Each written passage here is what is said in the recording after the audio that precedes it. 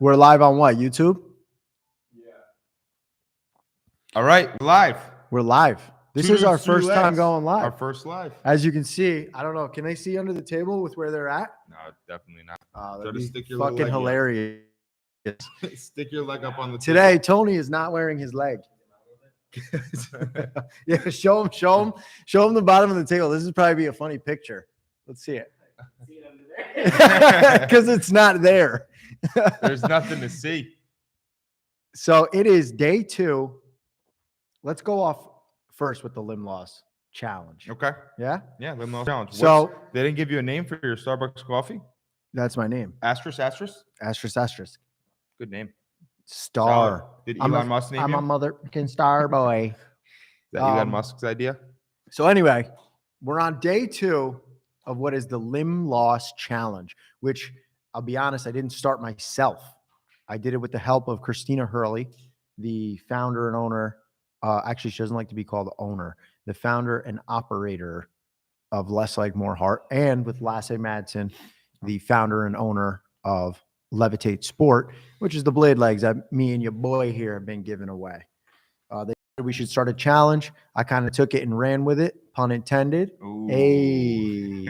Well, listen, though, Hey. the whole thing is April is Limb Loss Awareness Month. Exactly. So you started a challenge around that, which is to do a 40-yard dash on one leg. The point is to raise awareness for limb loss through an amputee experience, which could be, we did the 40-yard dash on one leg, we timed it and all that and kind of did a race, but it doesn't have to be that. You can just stand on one leg for 5 minutes or 10 seconds. You can try to brush your teeth with no hands. I don't care what you do. Just, it's all about awareness and having fun with it, And so far we've had some fun. We've gotten a good response already. We already hit Ireland because I got a lot of family out there. So cheat code. Shout to my Irish family, the horror family over there in Blarney, kicking it for us. Shouts to my cousin Ellen who killed it. She was running mad fast on one leg. She probably would have beat me too. If you want to do it, just take a video of it on your social media, tag us in it. Hashtag Limb Loss Awareness Challenge or hashtag Limb Loss Challenge. But tag Tony and I, and you have to tag 3 people once you do it. Yeah, you got to challenge 3 other people to do it. And don't forget to also tag Less Leg, More Heart. That is the nonprofit that I'm working with to raise money so that Zach and I can continue giving blade legs to amputees in need. And also don't forget to tag Levitate Sport because that's the company who's providing us with these blade legs to give to amputees. This thing is catching on fire, but if you guys, continue to blow oxygen onto this fire by being part of this, it's just going to blow up. And that's what we need. We want that. Let's get it. The idea is kind of have like a ice bucket challenge part 2, and it's all for, we're not making any money on this. It's all to help people who need help right now.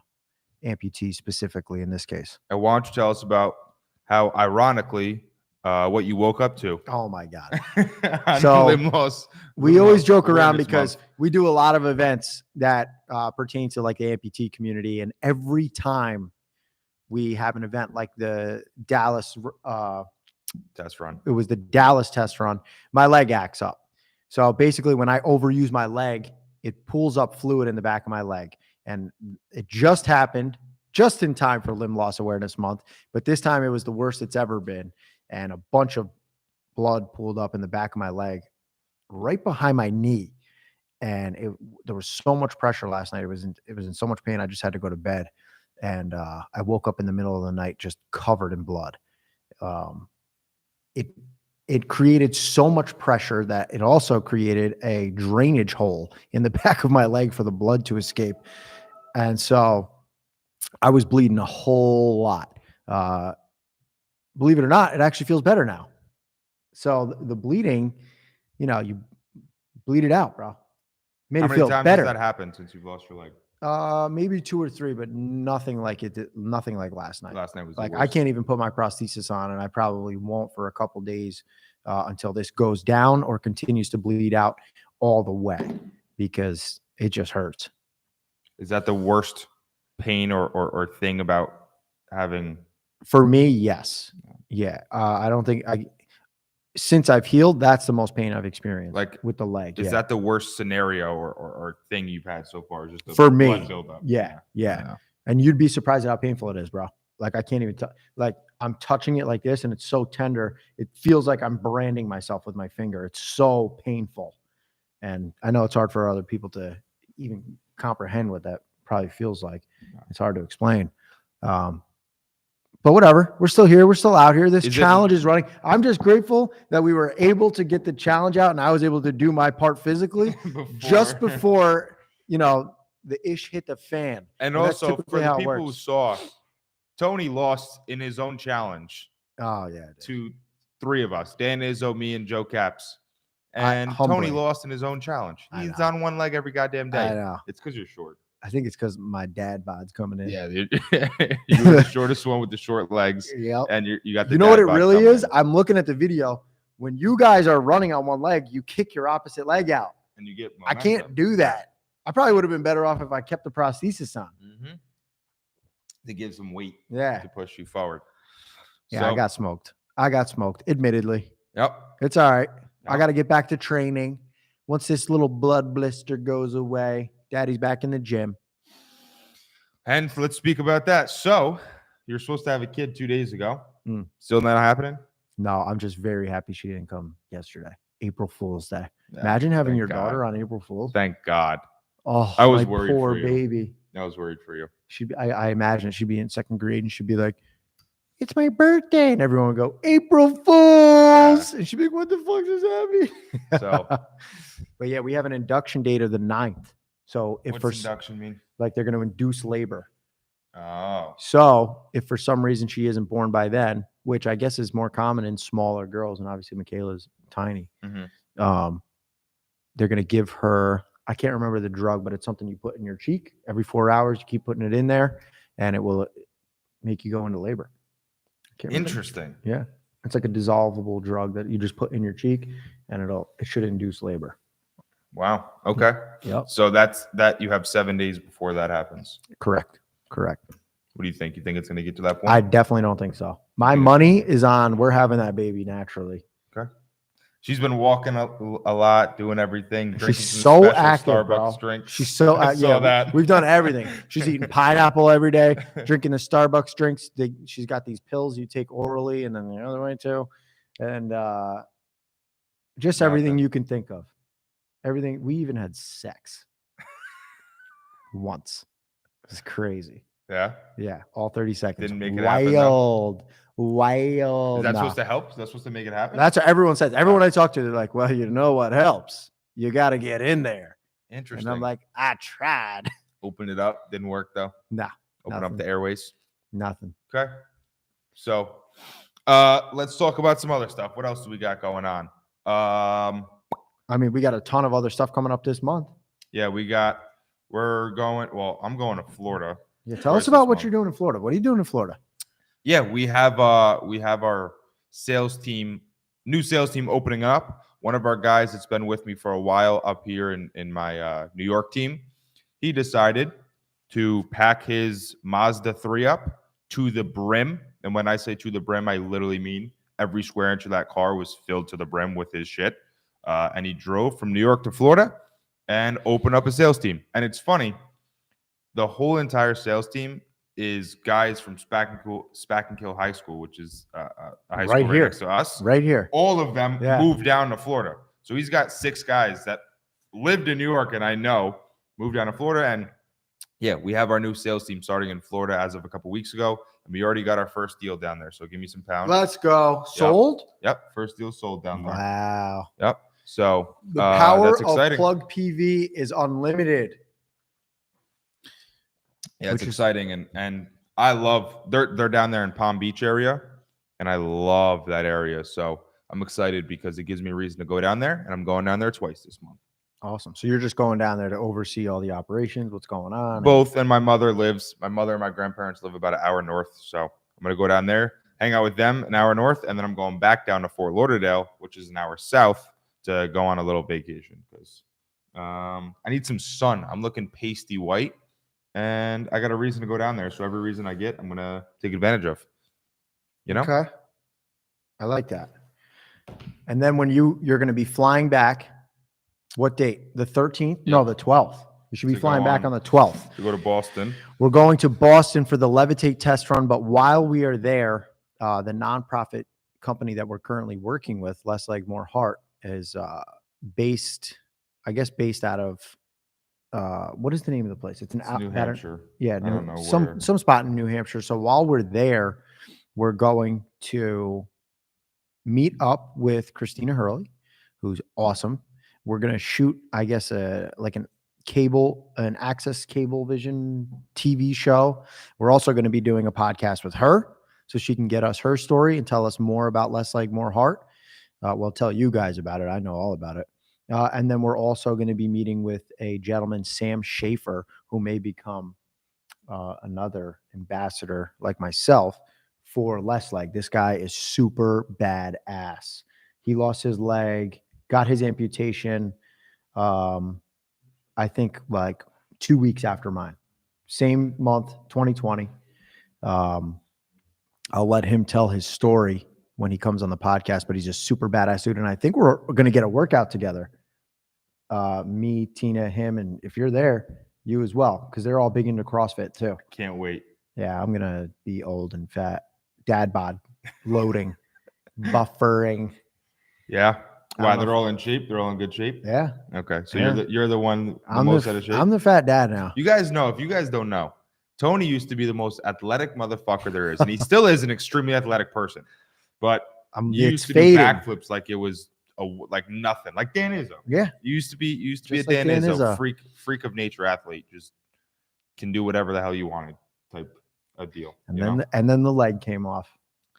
Yeah, But well, it's okay. It now you're getting gives me jacked something and to juicy, work. though. Yeah, a little juicy. Yeah, You think jacked and so? juicy, baby. Jacked The and shoulders are nice and juicy. wide. You Oh, got you the think back so? growing in. Oh, don't make me feel too good because I won't go back to the gym. Understood. All right, let's talk about some interesting stuff. I got some questions here I want to ask you, Okay. and let's get into some details and some juicy stuff. What is the best compliment you've ever gotten? The best compliment I've ever gotten. Yep. I really like when people tell me they remind me of my father. That I remind them of my father. Why is that? Because my father was a great man. I've never met anyone who had a bad thing to say about my dad. He passed away in 2011 from ALS, right? Which is funny because we had the ice bucket challenge. Spider on the floor. Spider on the floor. Quiet on set. Spider on the floor. Go ahead. He passed away in 2011, and he was a very strong man, and just a positive person as well, loved by many. Taken too soon.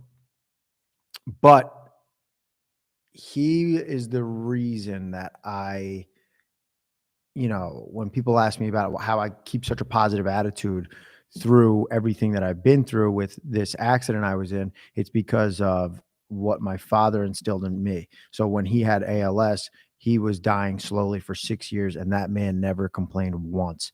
He was still able to put a smile on everyone's face around him, even up until the last days of his life. So when people tell me that I remind them of him, that's the highest I compliment think that's you can the give me. best thing a father could ever do is be the hero to his son. And Yeah. for you to say that, I'm sure he's a happy guy for Oh him, yeah, you know. he's my hero for sure. They're lacking a lot of in today's world. We lack a lot of real father figures, like that tough love, that tough mentality of what it takes to be a real man. Yeah, It's very hard to do in today's world. and with he a was very all of soft that. world. He was a tough dad, and he showed us a lot of tough love. And Yep. it took me a while to come around a few of these, but The drug he made smacking. me no, dude, I hate you. He made me who I am today, and I'm proud of what I've accomplished, and I thank him for all of it because he, like I said, made me.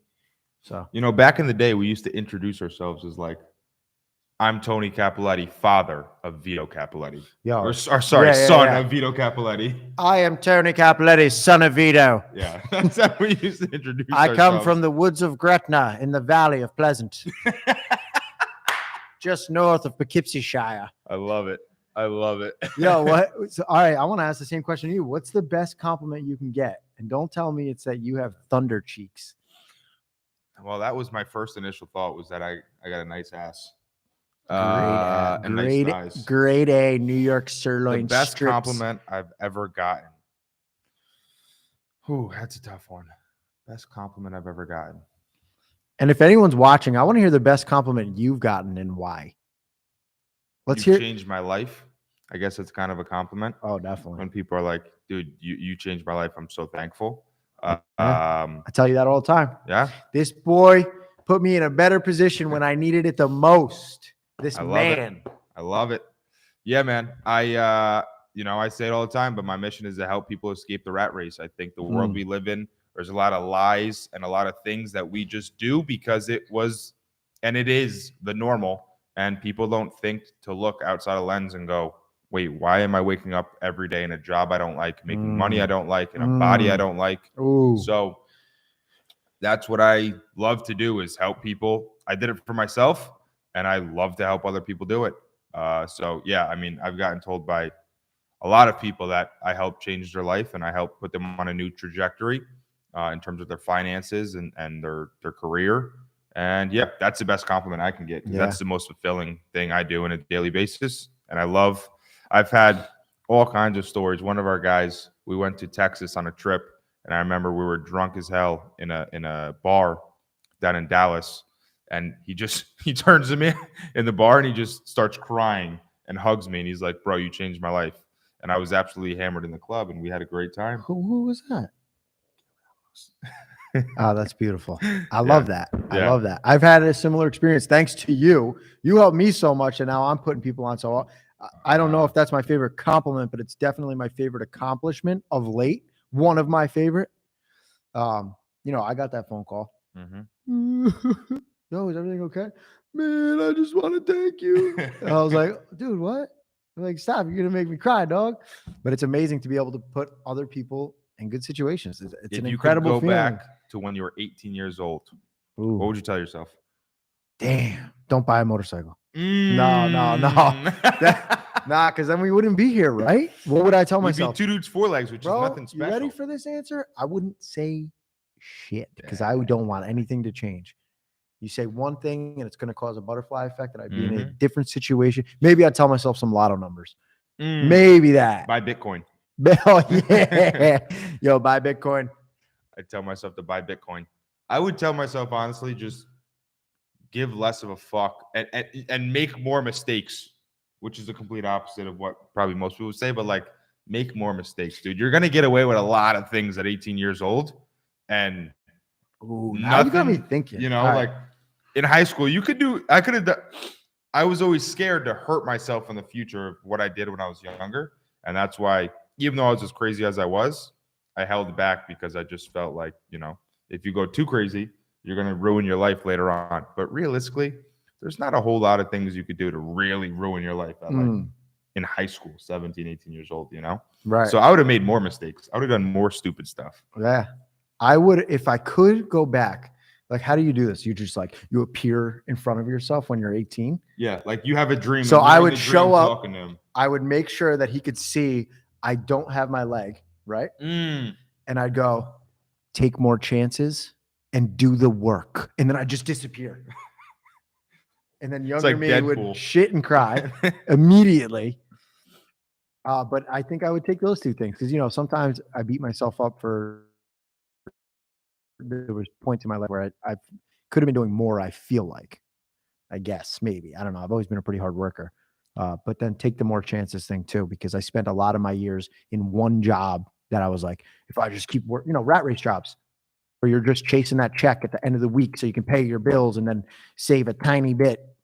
I did those for too long. And what was your favorite subject in school? Ooh. Depends on the years. When I was younger, I loved math because I was very good at it. But in high school, I did like learning about history, like Greek history and history of the Americas, and it was interesting to learn history. What about you? I agree with that. The same answer? I think it was the exact same. I was really good at math for a while, and then it got into like calculus, and I was like, okay, oh yeah, that's when I tapped out, bro. Yeah, like I was isosceles. in pre-calc at 8 a.m. was my first class of the day, pre-calc. I'm like, yeah, math ain't for me, dog. This is too much, For real. you know? And then I love history too. So I used to love all Greek history. I got tattoos of Athena on my leg, the Greek goddess of war and wisdom. Mm, So I'm all about it, you know? yeah. And I'm getting a tattoo of Zeus and I'm have a Japanese samurai. This is like gonna be my whole leg is based around ancient cultures, you know, Yeah. and what it's gonna be. And then I have Marcus Aurelius right here on the inside, which is the Ooh. creator of basically Western civilization, who ruled Rome. So I'm all about it, baby. All I love about the old it. history. All right. What was your favorite trip you've ever taken?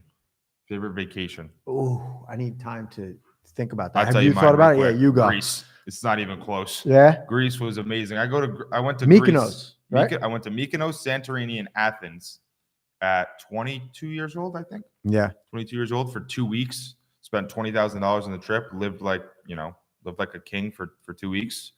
Stayed in Airbnbs inside the culture. You know, if I can give a piece of advice to anyone who's traveling to other countries or other places, I've traveled a lot. If you go in a hotel, it's all kind of the same, Yeah. especially like the tropical places, Bahamas, Aruba, St. Martin, like all those. It's just so Americanized. It's only if you go to a hotel, though. If you go to a hotel, it's all the same. They're all branded the same. The rooms are the same. The beach is the same.